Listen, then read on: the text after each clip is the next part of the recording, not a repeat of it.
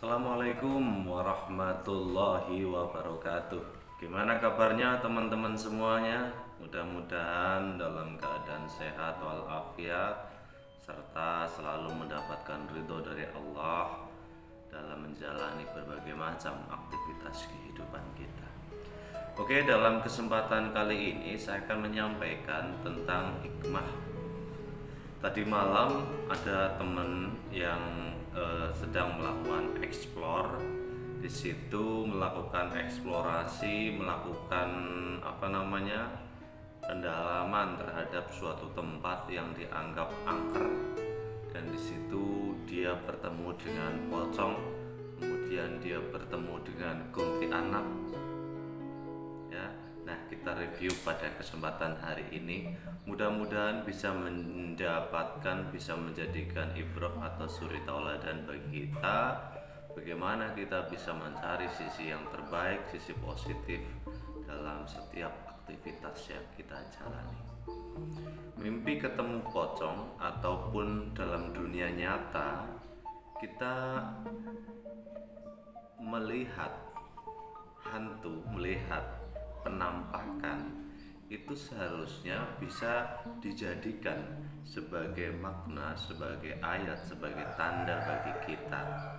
Ketika melihat suatu kematian, berarti diri kita sedang diingatkan oleh Allah bagaimana diri kita nantinya di waktu yang akan datang, bisa besok, bisa lusa, bisa yang akan datang lain waktu, kita pasti akan mengalami kematian.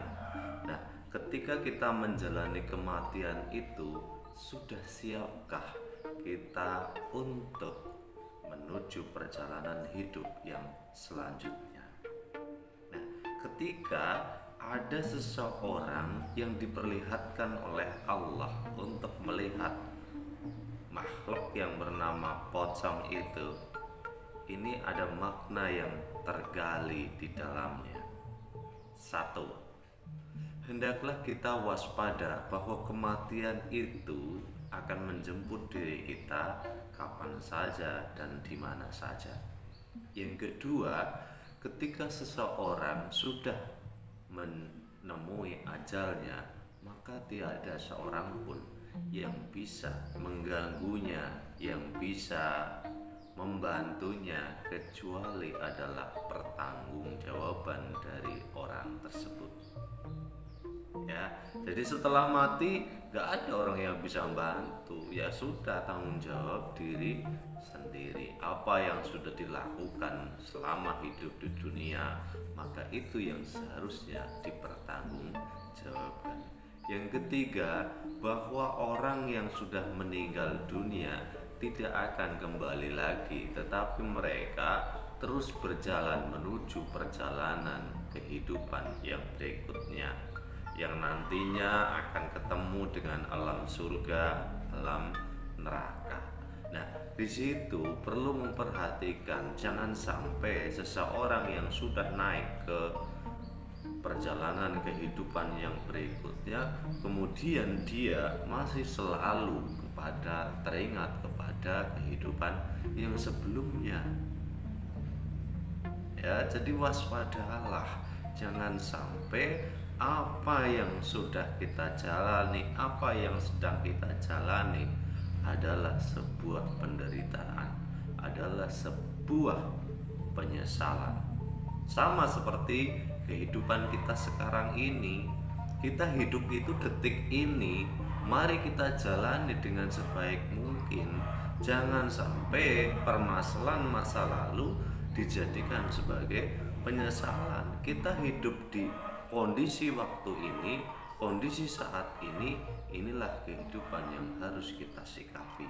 Jangan sampai kita berpikir ke belakang yang akan menjadikan penyesalan. Maka ketika kehidupan ini kita jalani dengan sebaik mungkin saat ini, maka ketika kita hidup di waktu yang akan datang, kehidupan sekarang bukanlah menjadi penyesalan atas perjalanan kehidupan yang akan datang. Inilah tiga makna yang harus kita pahami, bahwa jika seseorang bermimpi, seseorang melihat tentang kematian atau orang mati, tentang pocongan dan lain-lain, maka sadarilah.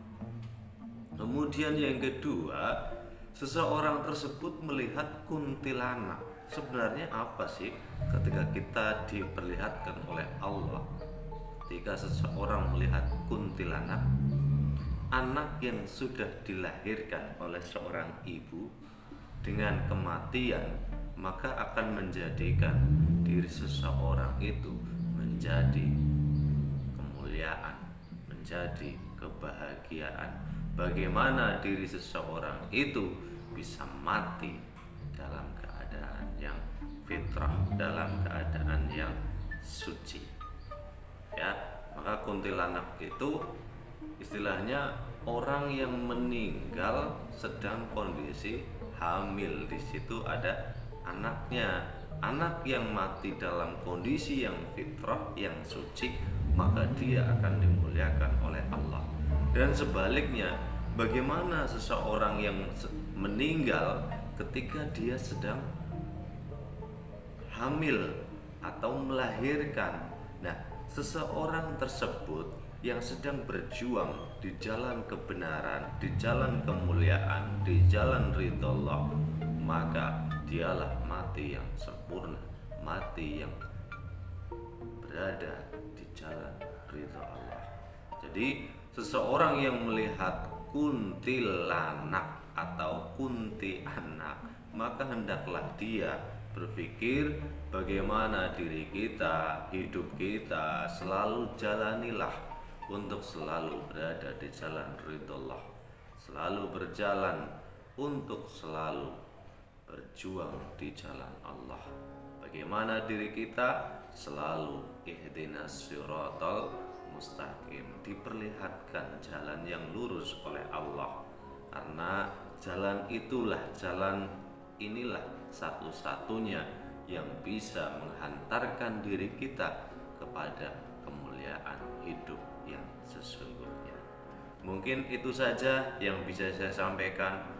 Mudah-mudahan menjadi hikmah bagi kita terhadap apa yang kita lakukan ataupun orang lain dilakukan, ya, agar kita bisa mengambil suri tauladan yang terbaik untuk kehidupan sekarang, untuk masa sekarang dan waktu-waktu yang akan datang. Kesimpulannya adalah bagaimana kita selalu mawas diri dalam menjalankan setiap aktivitas perjalanan hidup kita. Wallahu a'lam. Assalamualaikum warahmatullahi wabarakatuh.